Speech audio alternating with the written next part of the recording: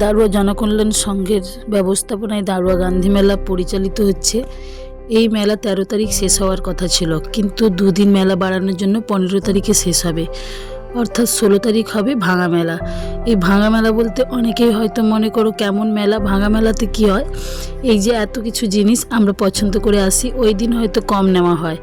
মানে এমনি যেদিন মেলা ঘুরে এসেছি ওই দিন খুব বেশি কেনাকাটা করিনি। ভাঙা মেলা বলতে দুপুরে দিনের বেলায় খোলা থাকবে, ওই সময় আমরা দাম দর করে কিনি। এতটাই ভিড় দেখো মেলাতে, রাতের বেলা সাইকেল স্ট্যান্ড দেখলেই বুঝতে পারবে, এইরকম 3-4টে সাইকেল স্ট্যান্ড রয়েছে।